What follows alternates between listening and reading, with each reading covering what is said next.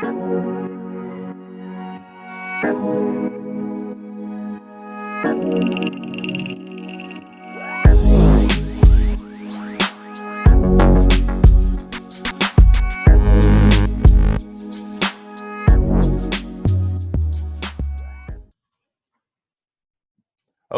and we are back. AlfaCast episode 2 with Dr. Bear Lando and myself, Alpha Warrior.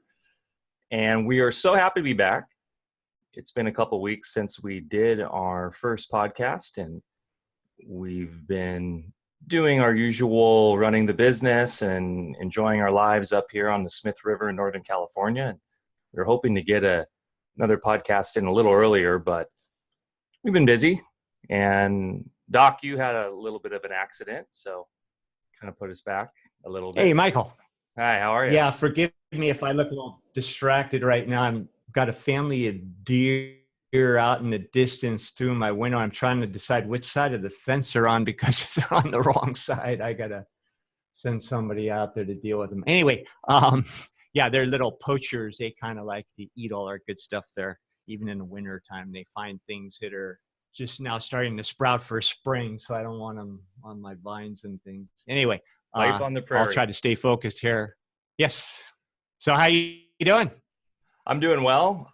It seems like our internet's lagging a little bit, so we'll just kind of monitor that. Part of the reality of living up where we live. Sometimes the internet's not perfect, but that's okay. I'll take it. I'll take the fresh air and clean living over super highly efficient internet any day. So, but to be honest, Absolutely. My internet seems to be a little better here than it was when we lived in LA. So it's pretty good. And I'm on a satellite, so we might have a little bit of a delay, but things are pretty good here. Great. Well, I'm so happy to be back doing this. I really enjoyed doing this. Our first one was kind of a trip to watch. First time ever doing anything like this. So I think we're only going to get better at it. And it's the whole point of this is just to be super free flowing. We don't prep or plan anything. We've spent thousands and thousands of hours talking about all these subjects and hanging out. And we just wanted to bring these conversations to a platform that our, people that are interested in Alfa Vedic and friends and family can enjoy and watch. So super excited to, be doing this again, and please ignore the beeping in the background. That's my bread machine going off. We like to bake our own bread, so hopefully the wife goes and turns that off in a second. Here, I'll be right back.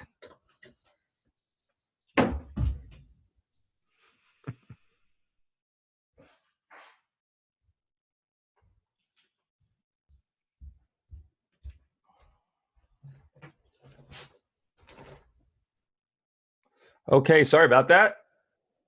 But yeah, so makes it authentic. Yeah, there's nothing like fresh baked bread. I tell you, man, it is. People, there's this whole thing about gluten's bad, and we could probably talk a little bit about that. But fresh baked bread with really good flour, spelt flour, is amazing. Yeah, and we'll do some little tutorials down the road for people that haven't gone into sprouting their own and everything. If you live in an apartment and you have a kitchen sink, you can sprout some spelt berries, and then you can, once they get to a certain stage, you can then dehydrate them, then you can grind them, and then you can make flour that's actually like metabolizing a vegetable rather than eating a grain, and gets rid of a lot of those attributes that give some people some grief, especially if you start with non-hybridized grains. So yeah, good stuff. And I know you're doing all those good things. Yeah, the one thing I haven't started doing yet is milling our own flour, and that's something I would love to get into. I know I've been over at your place and seen you do that, and that's definitely something I need to get from you. Is I know you'd probably be the guy to know what mill to get and kind of the process. So you do have some good ideas for that. Well, great. Well, yeah, we really wanted to jump in today and discuss our topic for today is transhumanism and the myths behind it, and really going into natural law and what our take on this whole subject is, because it is an ever increasing popular subject amongst my friends, and I have a lot of quote unquote woke friends who just love transhumanism, and I don't really argue with them much because there's really not much point. But I think we have a unique take on this subject, and kind of, a lot of the fallacies behind the science of it, and a lot of the overall, I guess, assumptions made that this is a good thing for the evolution of mankind. And I don't know, it's just an interesting subject. So I saw this article on the Next Web a couple of weeks past now, where the subject line was, future robots won't look like humans because we are poorly designed. And that kind of caught my eye, that that was a microcosm of a lot of the grander thinking in today's society, is that humans are these flawed, evolved monkeys that are basically a great accident. And I think there's a lot to do with the manipulation of these, this thinking in our society. It's kind of all pervasive right now. And this is something I thought we could really talk about. Yeah, and we've actually been set up for this for a long time. People now that are getting into the transhumanism concerns, because it looks like people are really attempting to develop a lot of our technologies, institutions and so forth, so that they're controlled by AI and all this kind of thing. And people, desiring to merge their consciousness with machines, all that kind of thing. It's pretty radical on sci-fi, but this has been going on a lot longer than we realize, because if you go back to the advent of what we consider contemporary science, the first thing out of the blocks was to, as we mentioned a little bit last time, take half the equation of science away, so that we're left with one part of the way the universe works, only one half. And that half in waveform mechanics describes how we take data from consciousness and compress it through electricity into create all the nuances that our senses register as our reality. And what they leave out is the other part, which is our consciousness that creates the whole thing in the first place. So that has created a situation where science now is looking at particles, reducing consciousness to particles, and also directing all their research efforts into trying to find consciousness in particles. That's like taking a Da Vinci painting and saying, well, let's see if we can find the intelligence behind Da Vinci in the painting. Well, you're not going to find it there. You're going to find it in his consciousness, and his consciousness is eternal, and his consciousness is every bit of as alive and well as the day he did his artwork.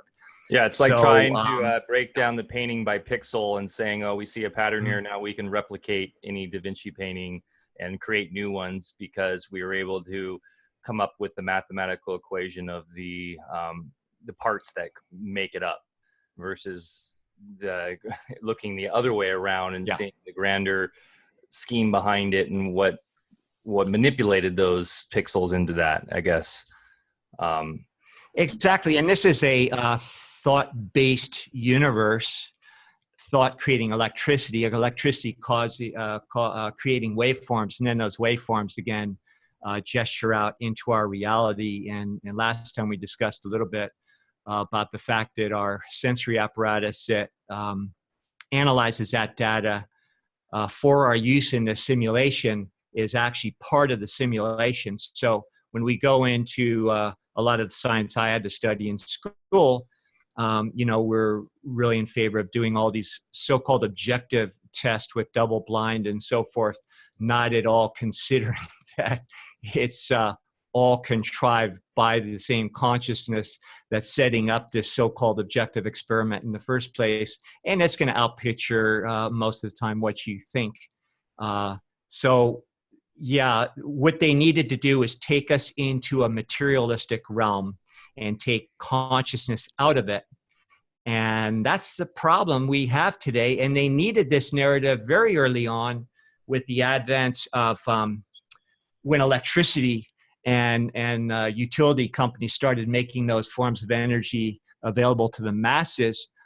Because if they gave us both sides of the understanding, then we wouldn't need to take what is considered the compressed matter in our environment, fossil fuels and that sort of thing, and create a one-way combustive energy non-loop, in which case we have to basically use up the planet in order to, fire up your toaster oven in the morning. While also And creating lots of pollution with that dirty system. Exactly. And also requiring that wires and all these methods of conveyance of the energy are necessary, that not only are a blight on the landscape. I mean, it's horrible. It's looking like a bad science fiction movie when you go down the center of the state and you just see these massive fields of high-power telephone lines and everything. Frankenstein world. Even worse I call it a Frankenstein world. No, it's like a bad movie for sure. And then the worst part though is those are putting out resonant energy fields that are not conducive to human health. In fact, it's stuff's unraveling our DNA faster than our consciousness can compress to keep us in the simulation, and that's why lifespans are plummeting right now. Yeah, there's the waveforms of reality with the compression and the decompression, right? So there needs to be balance. Exactly. To be, the the yin and the yang, and we don't have that, especially in Western society. I mean, there's just no concept of that. It's pretty baffling that really our technology hasn't changed much since the Industrial Revolution when it comes to the whole wire landscape and how electricity is conducted and all that. You got to kind of wonder, what's going on there. Matt, I always joke around that if there are, extraterrestrials up there and they're zipping by and they're looking down on our planet, just like looking down at this caveman like civilization with just wires and pollution and everything going on. I mean, once again, we kind of talked about this in the first podcast, how there's this pervasive ideology in our society that we are at the apex of our civilization. And we're finding more and more. I listen to a lot of these really interesting archaeological podcasts and stuff about ancient civilizations and how we're finding out with stone structures that are being discovered still to this, every day there's new stuff being discovered, that there was a technology that we still can't comprehend that was based around energetics within the planet, using these stone objects as literal power stations, if you will. And this is just one theory of many, but we're figuring it all out. But it's kind of a joke that people have this idea that we are at the apex of our civilization. I personally believe that's not even close. So we're kind of, to be honest, gone down the last 10,000 years. We call, the Luciferian side of the reality, where it's all take, and it's not that balance of the waveforms. It's the unbalanced nature of this reality, and many believe we're entering a new epoch where that's changing. So we're witnessing that right now, which is very exciting, and that's why we are so positive about where we're going right now in this world. So we're going to talk a lot about that, and new technologies, and what I call the breakaway civilization, and we're trying to be a part of that through really good medicine, really cool products, really good informative media, and being involved with friends and business partners and things like crypto, blockchain, new science stuff, new media, and new thinking. So yeah, and the only thing we're at the apex of now is materialism, again, which is one half of reality. And of course, it was very necessary not only to sell us stuff, that doesn't work very well, but we keep buying it because we think that's all there is. But also, if we are into a materialistic mindset, which is gross superstition, once you really and there are ways to verify this. This is not woo-woo, because when you understand the science, which anybody can understand if they apply themselves, then you'll not only be able to understand the logic and the discombobulated incongruity of what we consider mainstream science, but then we'll also understand who we are, and the fact that very consciousness, not only can we create technology that serves us much better, that's non-polluting, that is not invasive to us in any way, but also you take these concepts and you can apply them to medicine, you can apply them to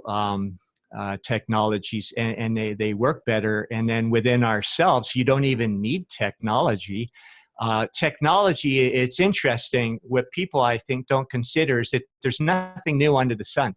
If we bring out a smartphone or some other kind of device, it operates according to certain principles that already exist in nature, and therefore they already exist in us. So the true role of technology is, in a fun way, it can expedite productivity and make our lives kind of fun.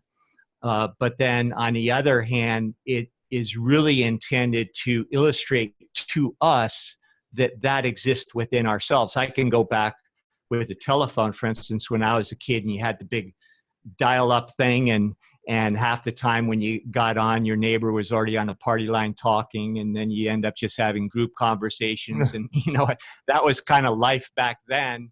And but we thought it was, the epitome of technology, being able to have these things with wires and talk to people at a distance. Now you have these little things in your pocket. You don't even need, a cord for it. And what's the next step? Well, the next step is understanding that our consciousness is the thing that's transmitting waveforms that other sentient forms, other fellow humans, can then pick up if they have awakened and developed themselves in certain ways, where you don't even need technology in order to communicate at great distances. And if you understand the electric universe, there's no distance or there's no parts, there's no space, there's nothing in the first place. It is a simulation, and that can be demonstrated in a very concrete way. But we have to introduce this in baby steps, because there's so much unlearning that has to be involved with the average person in order to grasp these ideas that, and unfortunately, most people these days don't have the critical thinking skills in order to get there either. So, so we're going to long baby way steps. to go. Yeah, it is. It is. long way to go with that aspect. And I guess here's a tricky question. So we say consciousness is the pervasive intelligence, if you will, behind the universe. Where does consciousness come from? Well, that, of course, is where the materialists are going to say, gotcha. Mm-hmm. You can't prove the existence of a higher intelligence, no matter what name you put on it, whether you call it God, the Great Spirit, Yahweh, it doesn't matter. It's a pervading primal intelligence that initiates all else. And they say, well, you can't prove that. Well, as a matter of fact, when you get further into both sides of science and see the whole picture, you realize that, number one, the whole materialistic explanation of things is not only lame, but it also is rife with incongruities within their own laws of physics, where they contradict each other. And when you understand the basic principles, you come to the point where there has to be consciousness. There's no other way this can happen, because we can prove that their materialistic universe is bunk. The atomic theory of matter has been debunked. We'll start putting some links in here for people to look at and investigate themselves. And we'll also have some good people into electrical engineering and other endeavors in science that will be able to explain this better than I can. But now, in order to say, all right, to answer your question, Michael, is there a way to prove there's a higher intelligence? Well, that's up to each individual. And it's part of our science is been this show me kind of attitude, and therefore if you can't show somebody, then therefore it's not real. Well, the fact is when you get into certain internal arts, start interacting with other people. I've had the really good fortune of even doing lengthy apprenticeships with some people in what we would consider traditional native forms of medicine. And these people, because they were from birth selected to do what they do within that culture, and also trained to see between the lines, so to speak, they literally have the ability, just like our technology should have the ability to transmute matter, to teletransportate, to manipulate what we think of as forces within the field of physics, like gravity. Gravity, when properly understood, has to be understood that within relative bodies of so-called matter, there are pressure zones, and those pressure zones are what create the phenomena that we think of as reality. When you understand those ideas, then you can also go into these other cultures, the real adepts, advanced martial artists of years past it, are still running around these days. I've actually worked with some of them where they're defying some of these so-called laws of physics because they have trained their consciousness to be free of a lot of belief systems that keep you in the confined reality that we're in. So I guess to answer your question, it's an individual journey. Some people call it spiritual. I would argue that there's nothing that's not spiritual. There's only one substance in the universe, which is consciousness, which has the ability to translate into electricity. And everything we see in our universe are dimensions of the same exact thing. By dimensions, we're not talking about different realities. We're talking about dimensions of the same waveform. And depending where your consciousness is directed, then you're going to be tuned on into any one of those dimensions. So again, when you go with some of these indigenous cultures and peoples that know, different, and what some scientists like Walter Russell, Victor Schauberger, and folks like that understood in more of a Western mindset way, you realize that no, not only is there an intelligence, but it is us. And then, you can philosophize about, well, what's the collective consciousness really? What do we call it? I don't believe the consciousness, the intelligence really cares what you call it, because we tend to anthropomorphize things and try to understand everything in terms of human attributes. But again, that's part of the illusion. We really have to step outside of that and look at things in a much more dynamic and panoramic way.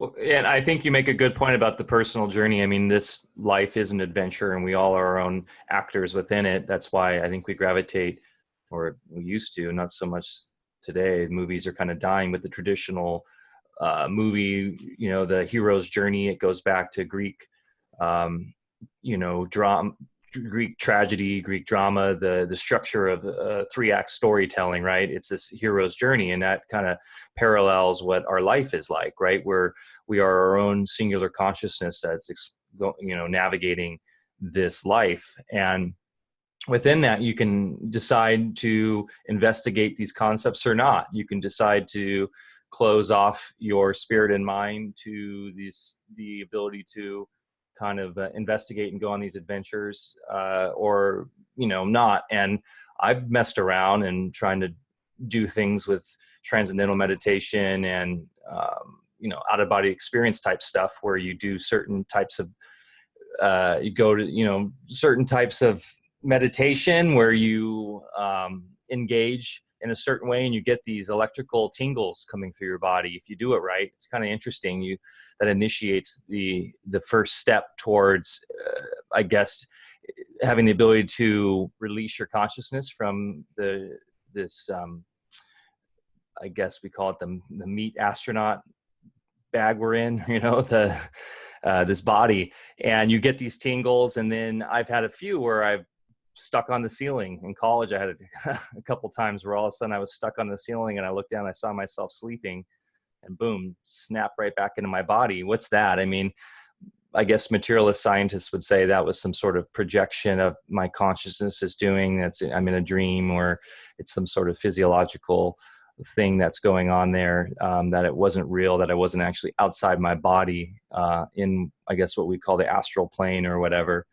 But the point is, you can go out and do this yourself and try to investigate consciousness. And I know psychedelics are making a huge comeback right now. Go to these festivals, and it used to be, you go to these festivals when I was younger, these music festivals, it was more about partying and drinking and having a good time. And now it's kind of a trip. You go and everyone's really exploring their consciousness again, kind of like the 60s.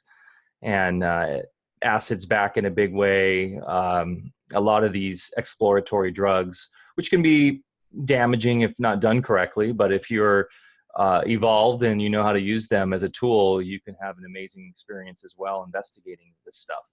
So yeah, the singular journey of every individual to try to discover what consciousness is important. But back to the materialism side, there also have been studies that have kind of shown some trippy stuff, where they've been able to, actually physically show things like with remote viewing and stuff with the ability to what was the guy? He was a Japanese scientist who showed the consciousness affecting water, right? Right. He took electron light microscopy pictures and yeah. Sorry, go ahead. Yeah. So, I mean, we're still at the infancy of that because of the way science works. It denies consciousness. It puts it in a place where it's kind of a manifestation of the physiological parts of your brain, and then consciousness is just a projection of certain thoughts that you have in your brain that are just chemical reactions within your physiology. But I think as we move forward and people are connected more, thanks to the internet and thanks to just the evolution of these thoughts, now that people are more open to talk about it and people aren't struggling so much with just trying to feed themselves, the hope is that these thoughts get out more and people can go out and have fun with these ideas and investigate this more like the mystics did of the past. And you see, and there's a sorry. I was just going to say, you see it in indigenous cultures. You're right, spot on. Why it is like almost every indigenous culture have this in their heritage, this sort of mystic tradition, and all the ancient civilizations too. And we look at it and poo-poo it, our society as them being, just not intelligent, not understanding science, not understanding the real way of the world. But is that hubris, It's control. And even in mainstream circles now, they're discovering the phenomena of neuroplasty with like using psilocybin mushrooms, that sort of thing. The brain is a large radio receiver antenna, and we're using a very small part of our brain, so we're actually receiving very limited bandwidths of data in our daily experience. Most of us, the average person, very, very small amounts. So when you imbibe these substances, and I'm not condoning anything other than fact that, for instance, the mushrooms and why they're so revered in past cultures, and what science is now confirming is they have the ability to reconnect parts of your brain, so you're using more, so you're going to receive more. Here's the other thing. If you look at the entire system on a neuronal level, especially the one midline in your spine, traditional cultures call them chakras and that sort of thing. Well, as a matter of fact, when you are in a more of an animal reactive state, you tend to express your reality through these lower centers, which are more egoic and survival. Now, people that, as we're on the so-called spiritual journey, and the spiritual journey is nothing more than connecting the dots. There's nothing mystical about it, really. It's been kept mystical, again, for the same control reasons.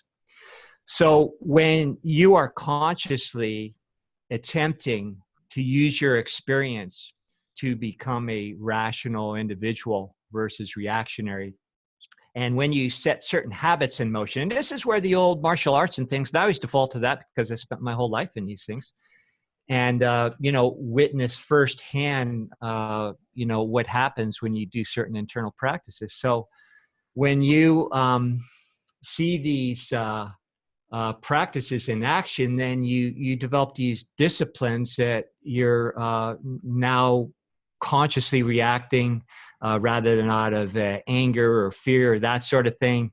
You're literally moving your attention further up the electronic chain there. And when you have a preponderance of energy from the heart centers and up through the ones with your head, and when that becomes a habit and you're reacting less, then that gets to a critical mass where that habit is now engaged. That means morphologically, even nerves in your body have changed to accommodate the new chemical reactions. And the thing that makes it so hard with our spiritual practices is that we're attempting to change our behavior, and meanwhile, our nerves have literally changed on a functional physical level in order to accommodate different kinds of chemistry, which keeps us into those lower behaviors. So it takes a little bit of effort, but it's definitely doable. Now, when you successfully start coming from these higher centers and operate there, then there's different chemical events that happen in the body, and especially in the brain centers themselves, the pineal gland in particular, the master glands up there, and they start secreting chemicals when this energy is flowing unobstructed from tail to head. And then those parts of the brain literally start opening up just like a little flower, and they start secreting substances that then create even more synapses within the brain, which include an expanded bandwidth of, that we're able to experience with our regular senses. For instance, you can see in more of a full spectrum with your sight, with your hearing. You can even see with your hearing, you can hear with your sight, because again, one of the reasons, going back to why they got us into this materialistic idea and belief system, is because now we're these separate parts that are somehow glued together with these, magical properties that we assign them in chemistry, ionic charges and things like that, and then covalent bonding and, just different variations of how things glue together, when in reality, it's all one waveform. So, you get out of that, Doc, are there studies that have shown these physiological chemical changes based upon meditation and or things that to ignite on the spiritual end? I know of no studies within conventional science. And of course, people will quickly grab onto that to say, oh, this has never been proven. But the fact is half the world out there for most of history has already known all these things. And again, it may be anecdotal, but when you do things differently, you have different experiences. And in my own personal experience, not just my own, but other individuals that have been brought into my life have done things right in front of my eyes, it would defy anybody's logic. And I can go back to a time in my life where I was working with one individual in particular, and he would do things that were actually quite disturbing to me at the time because I couldn't explain them, and it was very upsetting, on an ego level, because it shatters the way you look at things. But with time and additional experience, and then especially when you have access to real science and Walter Russell types of things, then it explains all of those phenomena. So Like what? What was he doing? Healing people or?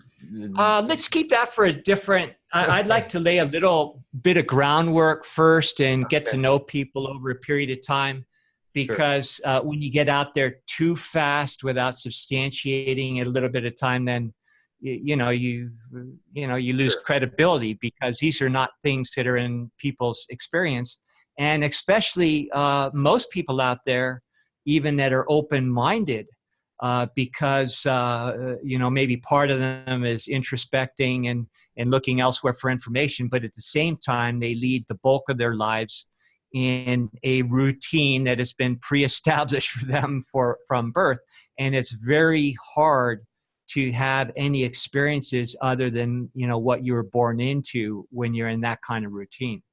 Yeah, fair enough. What about new German medicine? Aren't they kind of doing some things there where they're quantifying the way the Absolutely. thoughts affect your Absolutely. physiological? Yeah.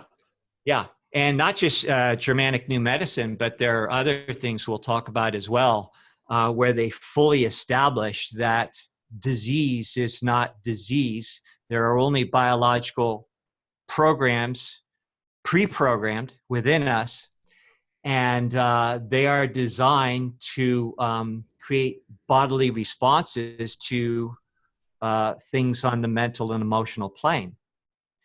And then they play these things out biologically so that it alleviates the burden on the psyche that we're all experiencing with different traumas and things we have in life, and therefore it's part of the rewiring process. Humans are very unique compared to other mammals on this plane, because we're wired a little bit differently, where these programs are literally designed to have a biological response to those events on the mental and emotional plane, as we said, so that things could be played out by our body, and so that we no longer stay in those lower emotional reactions that we embryologically have hardwired into us when we're in the womb, because we go from everything from reptilian to to mammalian, and then the human again has a unique opportunity by way of our very biology. Now, what the unfortunate thing of conventional medicine is they don't understand that. Some at some levels do understand that and suppress it greatly, and that's why Dr. Hammer, people like that were responsible for innovating and documenting exactly how Germanic new medicine follows those principles. These people end up spending half their life in jail and marginalized and bankrupted and everything else. So yeah, Germanic new medicine will be a great topic for many podcasts, I think, in the future, because not only can we lend a lot of insight into so-called disease, but we can alleviate a lot of the fear associated with disease. And then we can also understand that there's no boogeyman out there. And in fact, we've been designed to, from the very get-go, to get off the wheel, so to speak. And we're the only ones on this plane that have the opportunity to do that. So I guess, yeah, I've always been interested in why humans have this assortment of illnesses, and the flu and all these neurological issues and stuff, and obviously contaminants and stuff that we put in our body. But and then animals, in just the natural way, like wild animals, sure, they might get hurt, they might come down with something every now and then, I guess, but for the most part your general animal doesn't deal with that stuff.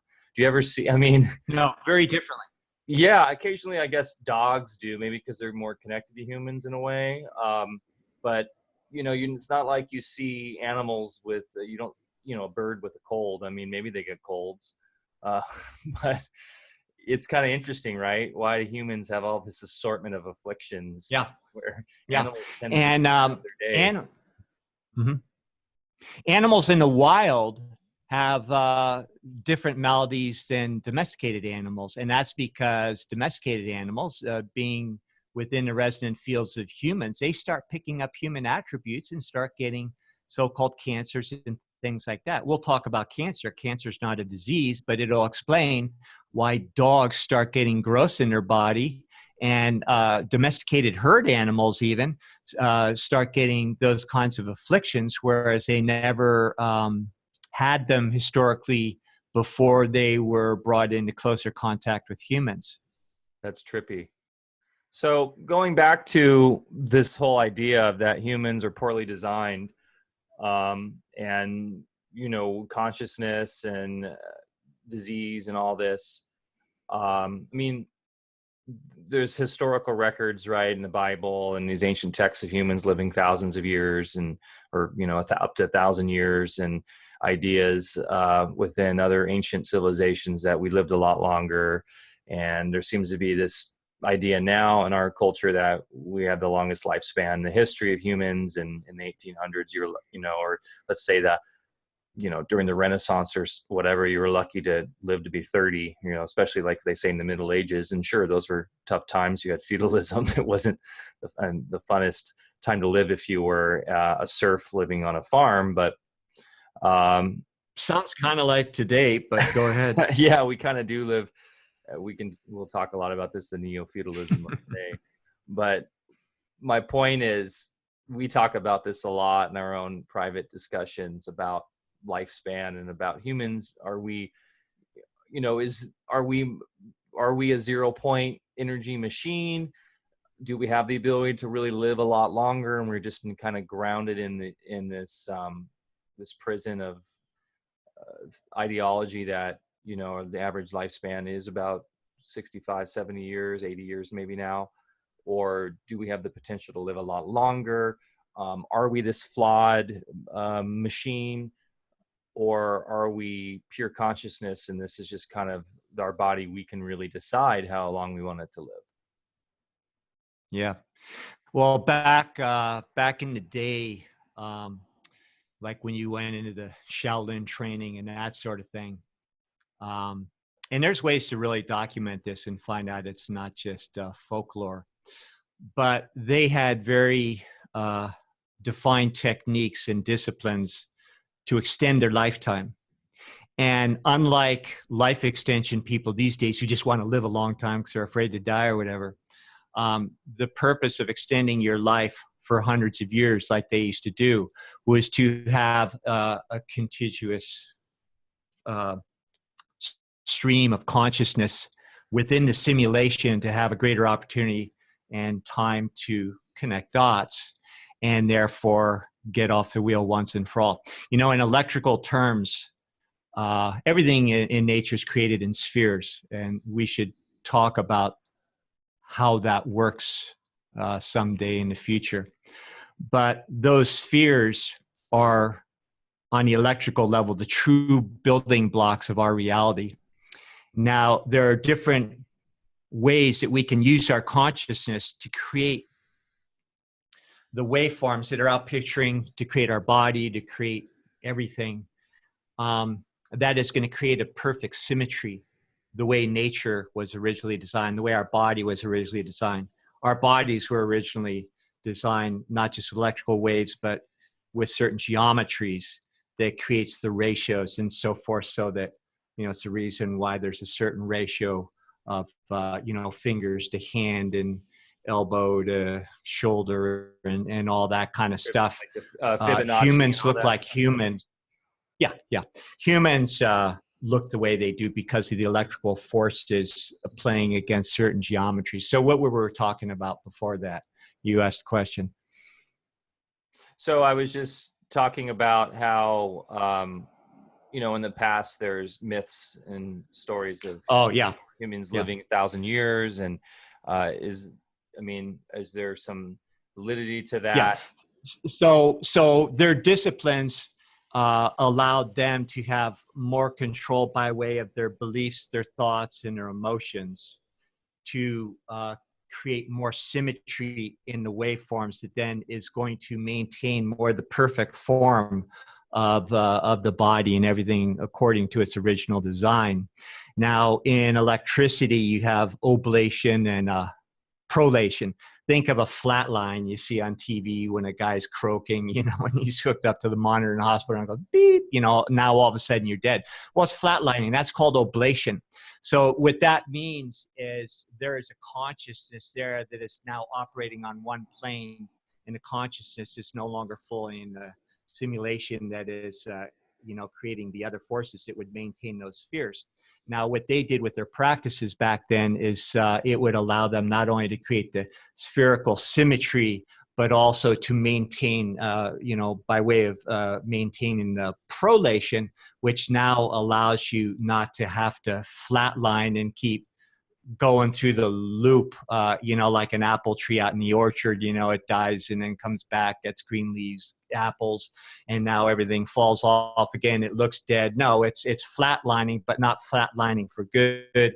What it's doing is it's oblating, and then other forces come into play in the spring, which creates more of a prolation. Now you got your spheres. Now the tree looks vibrant, just like we're reborn into another embodiment. The same thing's happening. We didn't die. We didn't go anywhere. We're still the same consciousness, but we give it another go through a grand cycle. And people on this planet now are going through a particularly important cycle because the larger bodies that we live on and, the galaxy that we inhabit is going through some larger cycles that are playing on our normal life cycles, which is why a lot of people are starting to wake up right now.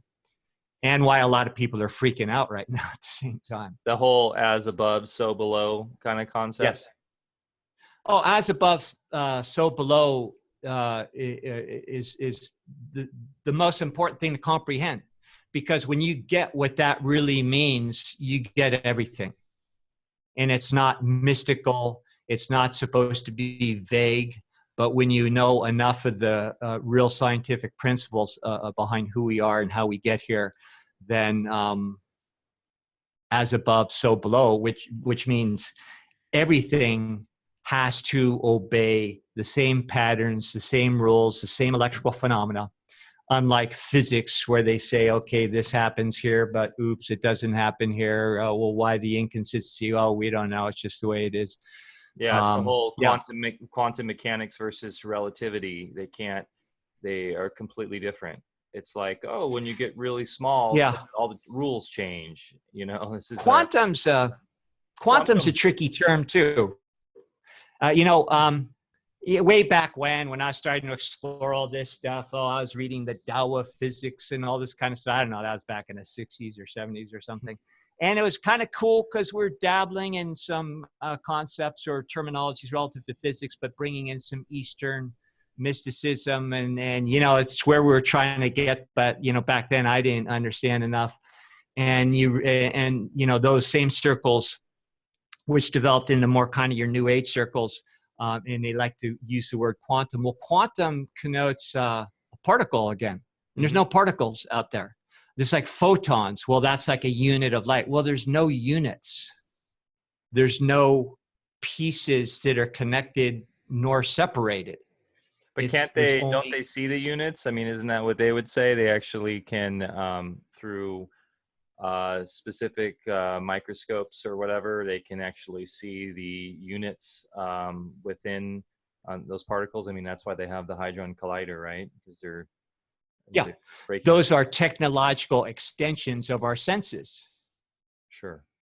And so those technologies have been developed to mimic, amplify, and extend our senses, but they're still devised on faulty concepts. So I have a microscope. I look at blood, all that kind of stuff. And when I put a slide of blood under there, I can sure see a lot more stuff swimming around than I can with my naked eye, but it's still operating on the same belief system, the same technology in a way that I've been trained to use my eyesight. Now, defaulting back to anecdote again, there are experiences anybody can readily have where you see through all that. And of course, the skeptic, I'm a skeptic. I don't just like to gullibly believe everything. And it took me a long time to, come to the conclusion I've come to at this point in my life. But the skeptic will say, well, again, prove it or show me. Well, you got to show yourself. And sorry, but if you want all the secrets of the universe handed to you on a silver platter, or think that you're going to get it by watching television or even reading a textbook in school, well, those are all designed by the same interest. There are ways to prove these things, but you have to do it yourself. And there are ways to use science, one half of reality, in order to help you get there. So not all of what I had to learn in school was bad. I just realized it was incomplete. Sure. One of the goals that I have for Alfa Vedic down the line, once we're getting bigger and we're doing more and we have a little bit more funds to play around with, is I would love to travel more and do some more documentary filmmaking stuff where we go explore and we go meet, whether it be a monk in a Shaolin temple up in the Himalayas, and we go actually try to seek out some of these mystical masters and stuff that are still out there that, can show. Maybe they won't agree to it. Maybe they will say the same as you, like, the world doesn't need to see this. It's an individual pursuit. But man, I would love to be able to capture on film someone who's a couple 100 years old, or one of these martial artists who can use their powers to blast somebody across a room.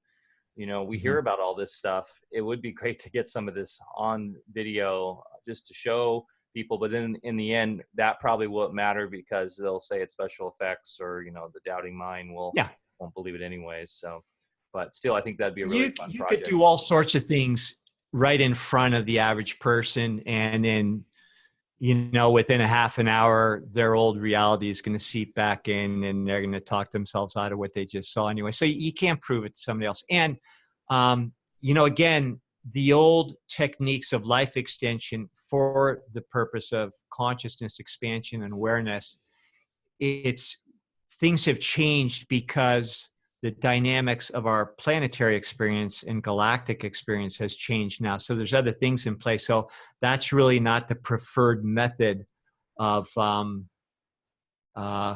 seeing through the simulation, or however you want to say it. There are people that are now teaching. I've studied with one individual who was from the old country, way up in the hills. And a lot of these techniques and things that were trained in these secluded areas elsewhere in the world, they couldn't share these with other parts of the world or anything outside of their circles. And they would literally be put to death if they did. That is all lifted now. It's also the same reason why on this planet you see a lot of truth being exposed, and why there's so much chaos with certain interest out there trying to suppress the truth. But there are folks running around, again, one I stay with personally, where you're doing your trainings and they literally move things across the across the room and that kind of thing.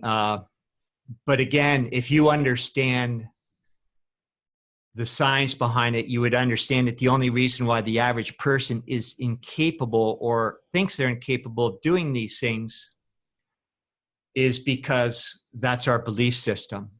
And the materialistic science had to be developed to a great degree. I just call it the left-hand path, not trying to take sides left or right, but going exclusively down the materialistic plane, because it takes the average person outside of themselves and renders them kind of useless and incapable, and also very vulnerable to anything some of these folks want to do with them or to them. And so there are people now that are doing it in the United States. You don't have to go off to some secluded monastery somewhere. And it's a funny thing. They always say, when the student's ready, the teacher will appear, all that kind of thing. Well, that's absolutely true. And when I started just opening up some doors after my conventional schooling, people did appear in my life that opened my eyes to many things. And those experiences will not come to people until they've done a little self exploration and a little inner work. And then you start having experiences and people and events in your life that didn't used to happen.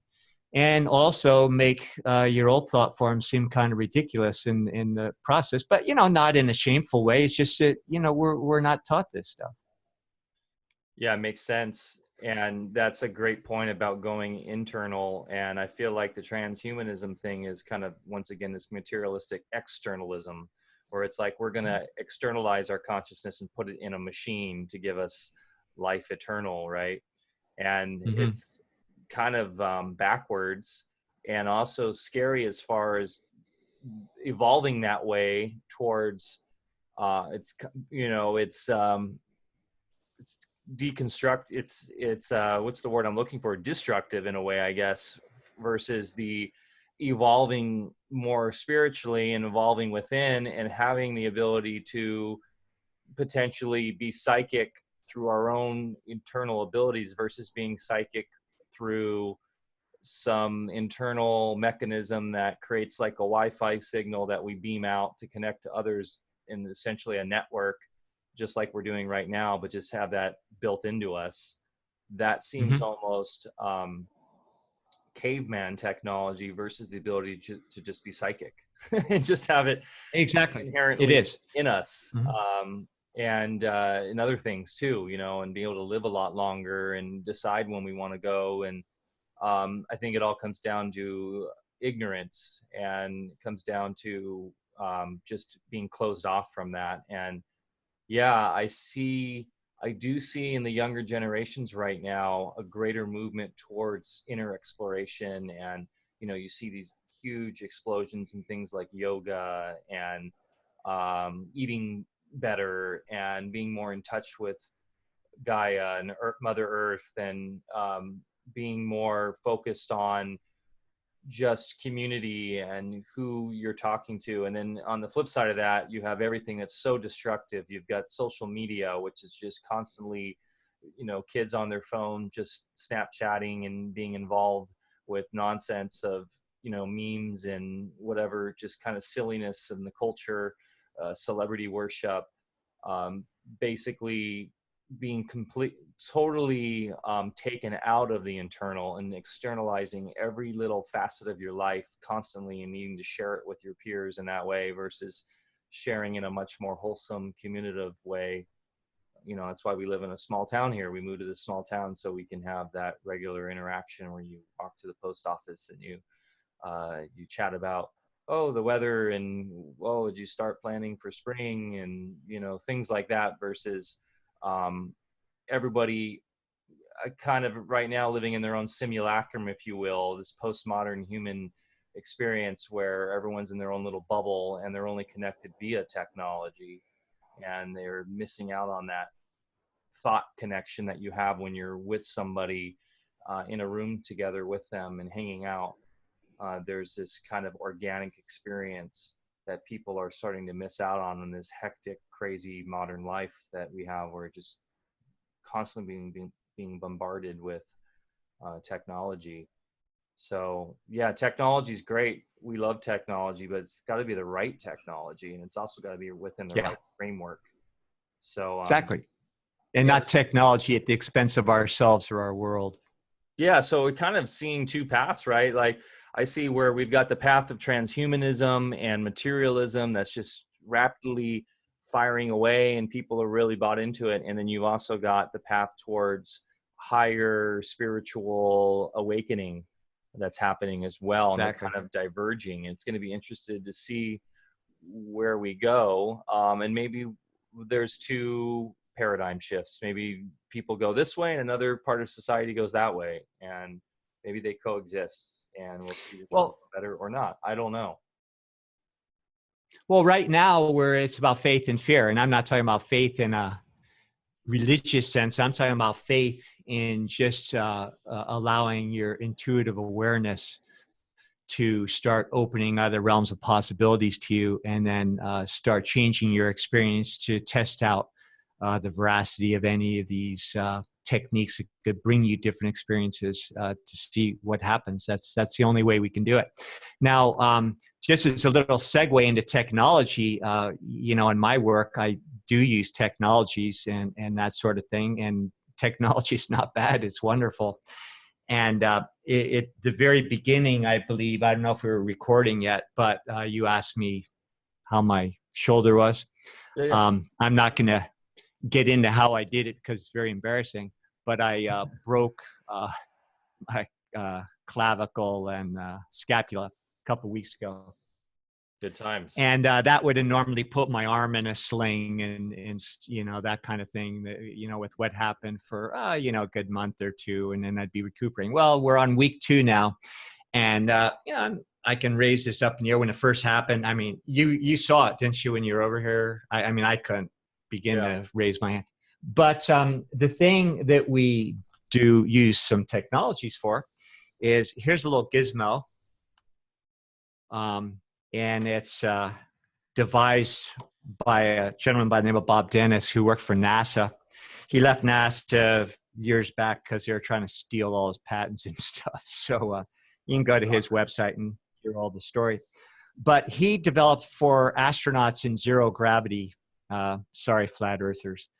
But the technology that would allow people in those conditions to become osteoporotic within 2 weeks, to develop greater density by stimulating the osseous, the bone stem cells in their body. And what he developed was something called pulsed electromagnetic frequencies. And this technology, I've been using it since, you know, early 90s, that kind of thing. Their first machines we had were like $60,000, and they worked wonderfully. And what they do is they repolarize the cells, because whenever you get sick, and again, no such thing as sick, but when you have those kinds of symptoms, 2 things are happening on a cellular level. If you don't know anything else, if you took care of these 2 things, most people would get better from everything pretty quick. The cells are not oxygenated. They're operating on anaerobic metabolism, that is, in the absence of oxygen. And they're also like half-mass batteries. It's like a flashlight where the battery's just getting you a little dim light. So if you want to get better, and if you also understand waveform mechanics, where it's about repolarizing with the compressive half of the life cycle, then you're rebuoying the cells with both oxygen and electricity, literally recharging a battery. And then the body can run its pre-programmed design and get better and not stay on an uncomfortable plateau that we think of as a terminal disease or some kind of thing. So the way you repolarize your cells better than any other technique is with pulsed electromagnetic frequencies. Now, what Bob did since he left NASA is he perfected the waveform so that we could take these little micro units and not have to have a big, elaborate, expensive, high voltage unit, which is good for other things, but for stimulating stem cells and tissue repair and that sort of thing. And what they've shown in many animal studies is these fractures, you know, compound fractures and things that won't heal. When you subject them to these energy fields, they heal beautifully. You take the before and after x-rays, all that kind of thing. So with what I did with this little gizmo is I just wore this right at the scene here, and I had it taped onto my body. And I did that for a solid week. And day by day, I was just getting exponentially better until now I'm about 100%. I'd say within a couple of days, I'll be hitting the bags and doing my own martial arts drills and everything. Right now, I'm back stretching and doing some training again. But pulsed electromagnetic frequencies, just if conventional medicine would only make this available in order to mend bones in a fraction of the time. I had a professional tennis player a while back who had a fracture in the arm and kind of ended that season right when it was starting, and she was going to lose out on a lot of money. We had her back out with her opening match of the season within less than 30 days, whereas the medic said, no way you're going to get out there. You know, just this season's a wash. So yeah, technology is good, and it works even better if you understand how the body works and how it's electrical, and the very basic things that you have to do to manage any clinical case, no matter what the diagnosis. Earlier on, you're talking about all these kinds of disease entities, and when we're discussing new German medicine, well, diseases are just words. You and I could be exposed to the same neurotoxin let's just make believe that somebody's up there spraying aluminum and barium and all that kind of stuff into the atmosphere, which are known neurotoxins, and that we're all subjected to it. You and I have the same titer of those toxic metals in our blood, and you might develop Lou Gehrig's disease. I might get MS, or at my age, I might get Alzheimer's or something like that. Well, the fact is it's a different bodily response based on your chemistry to the same exact stressors. So when you understand that there's no such thing as separate disease entities, then you can interject very intelligently with modalities, including technologies, that will really speed the whole process up. And when we created Alfa Vedic together, we decided, well, we have a lifetime of experience in the healing arts, also in certain technologies. Also in my business for many years, I had the opportunity to work with some very remarkable people and had my eyes open with a lot of things. So what we wanted to do was get out information, because Michael, you hit it right on the head earlier when you said knowledge is the most important thing, and it is. Because if you don't have knowledge, then you're going to be conflicted. You're going to be at war with yourself. Your heart is going to tell you certain things. Your head is going to tell you other things. You're not going to be able to resolve those things because of the programmings we've had. And, we're going to forever be stuck in the same box. So with Alfa Vedic, the idea was, number one, share with what we've picked up over the years of seeing many, many, many people for a long time, and seeing that you get different results when you do things differently. So we were able to prove in our own experience how certain things work. And now that's what we want to share. And then our products are twofold. They're based or developed, formulated on these same principles, so that we're engineering from a stance of, or from a perspective of how things work from the top down, from our consciousness, and then work more on an electrical level that is responsible for putting all those molecules into motion in the creation in the first place. And then the other thing with the business aspect is we didn't want to be out there doing grants or trying to fund through sources to get our information out, because we didn't want to have any allegiance with people that might skew our message. And we also, believe in free enterprise in order to not just self-fund, but to achieve our purpose here.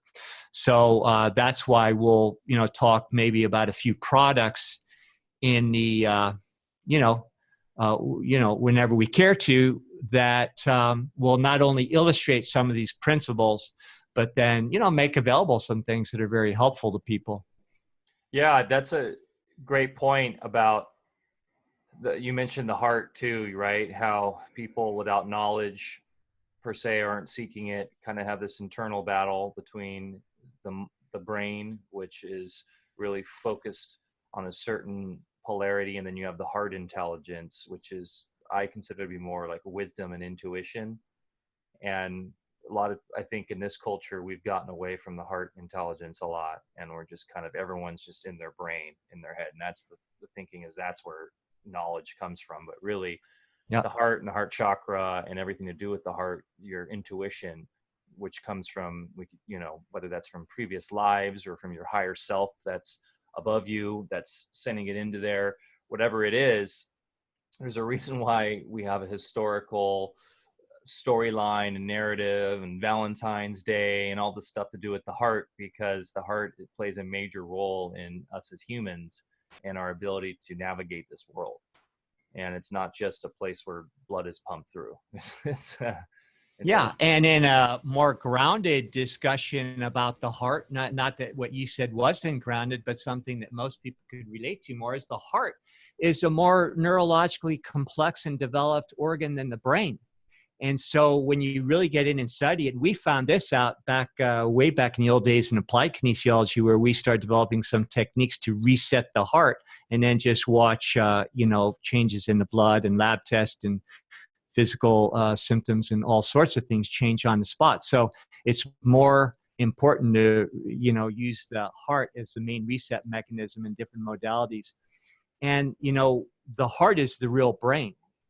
And when you get into some other of these practices that I was alluding to earlier within the world of martial arts and so forth, it also explains why when you get in that space, you can anticipate things happening before they happen. It opens up your peripheral vision. You gain, just a more acute sensory awareness of what's happening in places that are, so-called not even within your vision. So you become very efficient and also get to prove these things to yourself. And of course, that's why originally martial arts had nothing to do with fighting. They had to do with, personal development.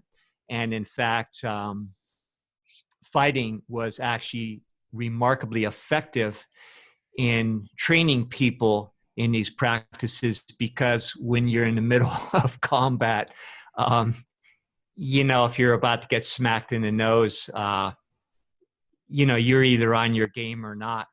And so it's a very immediate way to get feedback, to let you know where you're at and what level of mastery you're at. So a lot of people, and no criticism, but you see a lot of people down at the park doing Tai Chi dance and everything. That's fine, and that's very good. It has a lot of good physical attributes, but you're not learning the real stuff. You aren't, learning how to really direct your own energy to the point where you can start proving out some of these things. But back to the heart, there's another great guy out there. His name's Frank Chester, that we should have a whole discussion on him someday. But he was an artist, interesting, but also a mathematician. And he developed geometric forms so that you can see the progression of what we consider the Platonic solids, or the sacred geometry, and the things that, go all the way back to the Pythagoreans. But he developed a progression where he talks marvelously on his YouTube videos. And he's actually interacts with Walter Russell circles too, which is how I first got to know of his work.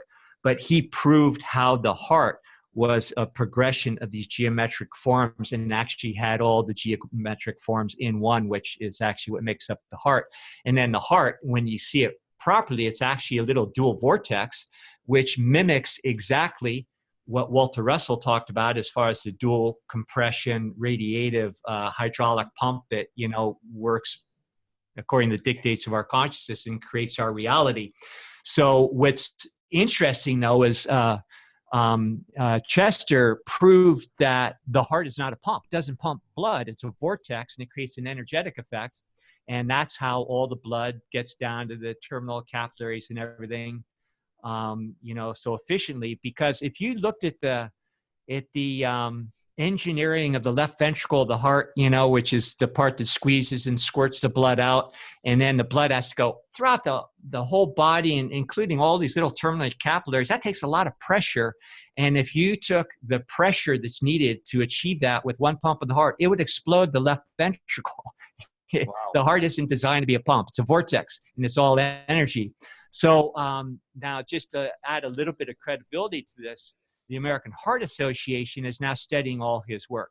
You won't be learning it in med school, sorry, students, but behind the scenes, they are studying his work because they understand that what he's saying is true.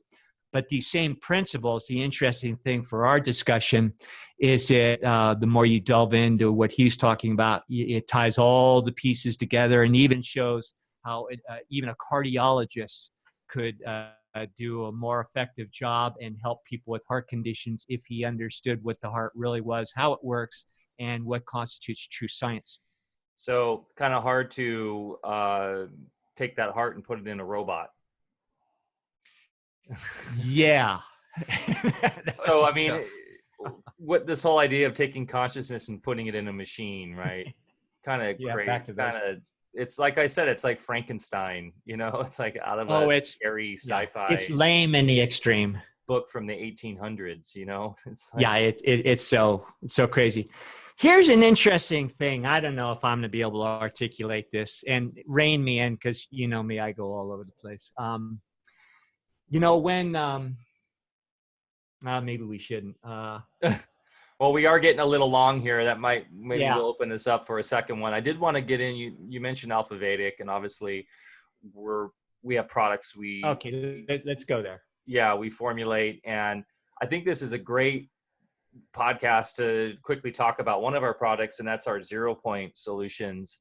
And David Hudson, right, who was one of the guys who in the 90s really came up with the idea, or not came up with, but was able to just really research what he called orbitally rearranged monatomic elements, which you could probably describe better than I, but we have a product, our 0 point solutions are, I guess the fundamental idea behind them is we have different solutions. We could talk about, I guess, our full spectrum, because that kind of has a bit of everything in it. And these have these am I saying it right? Monatomic? Orbitally rearranged monatomic elements. Monatomic, thank you. ORME. Yes, in them, and they're kind of vibrating at a different level than your more metallic version of these. And we have these in a liquid form that you can take that are going to allow for better absorption of, you know, your classic minerals, vitamins, trace elements, etc. But it's much more than just better than taking a pill. There's a lot more to it. Yeah, a lot more to it, but that's a good introduction. It's such a huge discussion to just understand the product lines, and then beginning with the 0 point. First off, there's a reason why we call it 0 point. 0 point, of course, suggests that maybe there's something to do with free energy or, you know, that kind of thing. The fact is the human nervous system is designed to be a superconductor. And what that means is that when you have signals or information, data traveling through the neuronal complexes, networks, then it naturally picks up some resistance in the average person, just like the resistance we get in, you know, our electrical wires and everything. That results in a loss of energy, and also it cuts down the speed of transmission. So whether it's a technology or our bodies, you know, it doesn't operate as efficiently as it should. And then all those elements that are part of the, let's see, what's the best way to say it? Let's go into orbitally, or the orbitally rearranged monatomic elements, and maybe start there. That's the most complex part of the product. But let's start there anyway. You mentioned David Hudson. David Hudson was a scientist in the field of agriculture, and he made a discovery in some soil experiments. I was able to meet with him shortly after that. That was like in about 1991 or something like that. I don't know. But anyway, he found these elements in the soil that didn't behave properly. In other words, he noticed they're like this, when they're dry, they'd be white particles, white powder, and they'd actually do weird things. They'd float in the air and do all sorts of stuff. And but with further research, he and people since called them ORM, because they're trying to explain these strange elements according to accepted understandings of the periodic table of the elements and the atomic theory of matter, in other words. It doesn't really work, but at least we know what they're trying to talk about, and they are in acknowledgement that, yeah, these things are different animals. So when you default back to Walter Russell, and we'll get back to the idea of the superconductor, human nervous system, and all that in just a second here. What Walter Russell understood is, again, with no particles in the universe and just electrical waves, then when you look at an element, say gold versus platinum versus, you know, you name it, carbon, all you're doing is looking at the same waveform in different states of motion. So there's no particle out there that's a different particle, just like, you know, we tried to diagnose Lou Gehrig's disease versus MS. Well, it's all one and the same thing, a different manifestation depending on how things play out. The same thing in the elements. The elements in the earth, when you look at the procession of their journey from when they start down at hydrogens and go through the various octaves and tonal fields in each octave. They take their little place being this element and that element and so forth. Now, in nature, some of those processes might take tens of thousands of years for that transmutation. But when you understand that these elements come into existence according to our technological examination and with our eyesight and everything, these are just different states of motion, and it's all one and the same thing. And now where that becomes interesting is there's a whole lot of stuff in between too. Now science would call those isotopes and things. And there are true isotopes, but then other things they call isotopes aren't isotopes. They're actually transitional elements. That is when gold is approximately, I'm going to throw a number out here, which actually has a little bit of reality, is about half into the physical. In other words, the heavy, dense, metallic weight of gold that we recognize on the periodic table, it will be in this white powder. That's what David found was what he called orm. Now, what orm really is a transitional element, again, explained by waveform mechanics. Now, here's the important thing. What has been found is when you consume these elements, and by the way, these are perfectly safe, and we consume them all the time. But what David found was how to concentrate these things.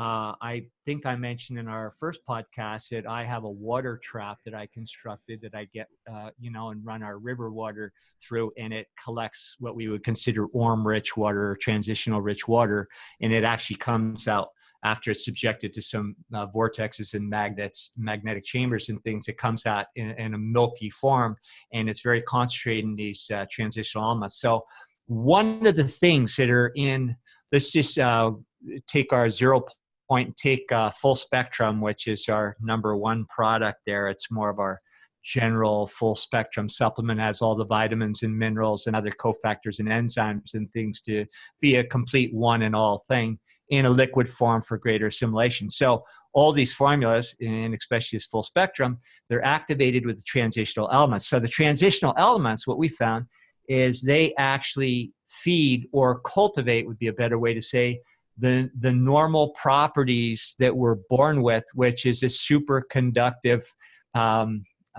state within our nervous system. So when you take these elements, #1, when they're in the formula, they activate other ingredients that are in the same formula to work more efficiently. But then over time, in a long period of time, months and whatnot, people start perceiving other changes other than just physical well-being. Maybe a story for a different time. But these elements are feeding the superconductivity of your nervous system, which means signals are now traveling with less loss of data, less resistance. You need less energy input in order to create your energy needs. And it will also, they found at the level of the pineal and other master organs in your brain, they then start doing some of those other things we alluded to with the chakras and, chemicals being secreted when you start operating, more exclusively from different, So the transitional elements actually help cultivate that. Interesting. And we put them in a formula because they're very safe, clean minerals just in their transitional state. Now, the base of that mineral complex, because minerals are more important than anything, and keeping ourselves mineralized these days, because that is how we conduct energy in our body in the first place. Think of minerals as the wires in the system behind the walls there. So these elements are in a base of humic Fulvic. And in the old system of Ayurvedic medicine, the master tonic was Shilajit. And Shilajit is a concentration of trace minerals from plant matters that is decayed in pristine, high elevation environments over thousands of years until the stuff starts oozing out of the rocks. And it's plant matter, very concentrated in all the nutrients and cofactors and things that are needed for a healthy body. And it's in a pre-digested form. So we put the humic and the fulvic. Now the only difference between those two is molecule size. Fulvic we use to complex with certain things because it's very small and it allows Fulvic to transport other minerals and goodies into the cells more efficiently than when they weren't with Fulvic. And then humic is more the, just a little larger molecule size, but still the same predigested minerals. So you get a good mineral supplement. It's predigested. It transports other goodies into the cells across the cell membrane. It's activated with the transitional elements. And in the case of our full spectrum number 1, it has other factors you need that you would think of needing in a 1 pill a day kind of thing, only in a liquid form, because it works that much better. Yeah, so it's kind of like we kind of recommend that as your base to have every day, right? Your base nutrition, or your micro nutrition, if you will, your internal nutrition for your cells. Exactly. Yeah, interesting. We also, go ahead. I was just going to say, you mentioned the pineal gland, if I'm pronouncing it the correct way. Yeah, I hear a lot about, modern man's pineal gland is much smaller than it used to be, and it's kind of calcified, right? Via just the bombardment we have in our atmosphere and in our daily lives, and be interested to kind of see what the effects of these transitional elements within our systems, and allowing for the growth and shedding off that calcification, if you will, for pineal, which we know is important for the more mystical connection with our consciousness. Mm-hmm. Yeah, and the pineal gland, that's why it's graphically depicted in so many occult studies and everything in different ways, depicted with they use a pine cone a lot to symbolically gesture the third pineal and everything. Yeah, exactly. Now the pineal gland, again, when it activates and you're therefore activating greater parts of your brain at the same time, you're operating in larger bandwidths. So with these, you're talking about shutting down the pineal. There's 2 things involved with that.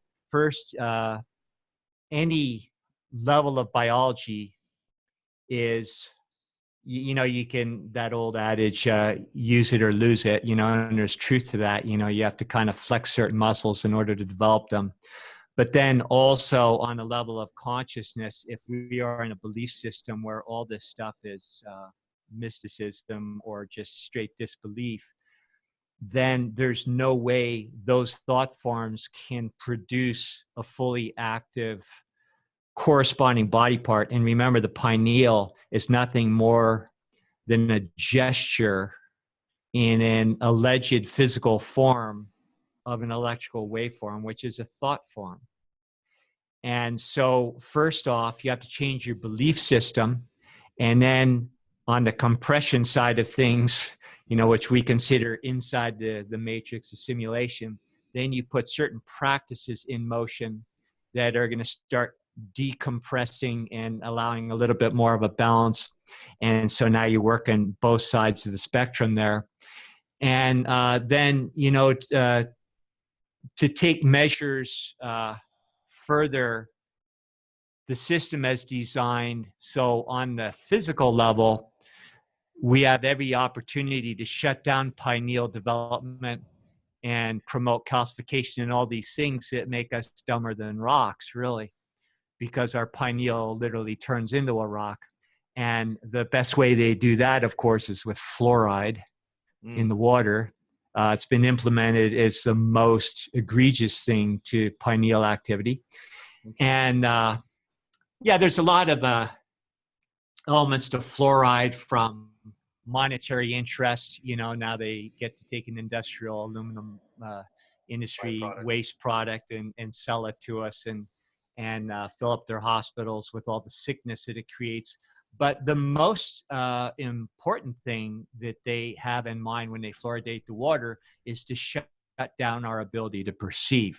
So with the information that's coming out and being exposed, as far as truth being exposed by the day, with the larger galactic events that are creating energy phenomena that is awakening the pineal gland at the same time, and a lot of other things that are coinciding to naturally wake us up into another level of human expression, are the reasons why they're throwing the kitchen sink at us now, including poisoning our water sources and our very belief systems with BS.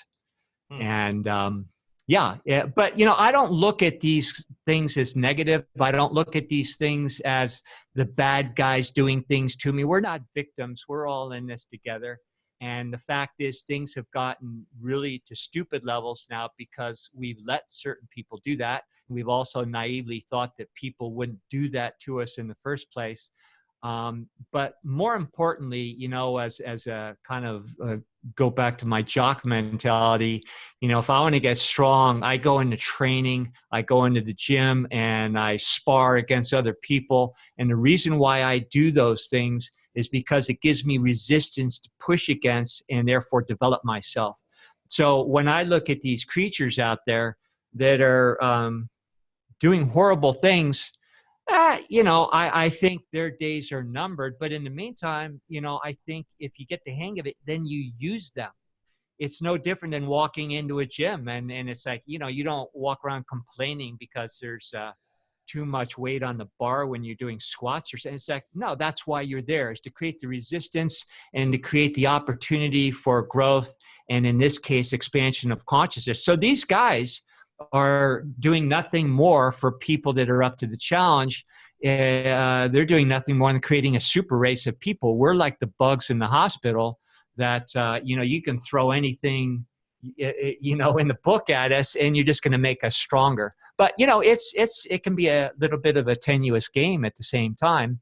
And going back to your original discussion of transhumanism, what they're trying to do is an end around, because if an individual, and in the case of a lot of these individuals that travel in certain esoteric groups, if you so completely go down, we'll call the left-hand path there, people call Luciferian, whatever. I don't believe in a little guy with pitchfork or anything, but I do believe there's some energetic it's all energy, and there's nothing good or bad. It's just, certain people use energy for one means and other people for another. So these folks that think they're going to end around and do everything full Mother Nature and do things at the expense of us. They're going against natural law, essentially. Yeah. And if you do that long enough, and if you're in that materialistic mindset long enough, you actually lose your tether with that other part of yourself. And you can actually go to the extreme where it's gone. It's just gone. So and that's why a lot of these get off the wheel, as you've mentioned, which is and that's why they still need us. So, and that's why they keep us with our entertainment and our wars and our, chemicals that they feed us and everything. It promotes a lower state of survival, fight or flight kind of chemistry in our bodies, that on the energetic level, if you don't think they don't know how to harvest that and use that, that's the whole point. And they need us, and they resent the fact that they need us. But then, point to our naivete of, getting away with all the things they do as, proof or justification in their own realm to why it doesn't matter if you do this to dumb, stupid animals. They deserve it, But so it's an interesting little dance. But, anybody who's up for it, you can make rapid soul expansion and conscious awareness at this point in time, including being able to materialize things, within the matrix, more opportunity on that level than ever before. This is the time of greatest opportunity right now, but it's serious. You got to have your wits about you out there. Definitely. Well, great. Well, I think that's a great way to wrap it up for this podcast. And just going back to the product, the 0 point solutions, our amazing liquids that we really see as a massive base to our product line. And that's kind of the thing I always tell people to first get, and really get those into your system, because as you said, a lot of people are mineral deprived, especially with today's mass agricultural food system. And getting that base into your system will really wake up not only these things we've discussed, but also allow for other products to have better effect, and which we will get into more in the future. Yeah, and the greatest thing about the product lines is we don't have to worry about running afoul of the FDA or any other agency for making claims that it can anything can fix any disease, because we understand there's no such thing as disease. What we're talking about is understanding how to cultivate the human nervous system as a vehicle for higher consciousness. That's what Alfa Vedic is all about. Wonderful. And we will talk a lot more about that. Well, thanks so much. We went a little over time today, but hey, we are known to do that. And had so much fun, and I really appreciate the time, Doc. Hey, good talking to you. And we've got some pretty cool guests lined up that are going to be fun to talk to forever. But let's do maybe a few more of these and kind of set the stage so people can kind of hear us ramble for a while, and then we'll bring other people to help make our case. Sounds good. Well, have a great day. Enjoy the rest of your day. And looks too. like the rain's starting to really kick in right now. So yeah, maybe we'll get a little more snow too later in the week. We'll see. But it's supposed to snow later today. Well, we will see. I look forward to maybe hitting the mountain this weekend. So sounds good. Well, okay, great. Everybody. Have a good one, and we'll chat soon. Take care. Okay, Later. guys, thanks for listening. And please, if you're watching this on YouTube, please subscribe to the channel. Please hit the little bell button. It'll alert you next time we do one of these. And please share and spread this podcast to any friends and family you think that would enjoy it. And we thank so much for your time, and we hope you guys have a great day too.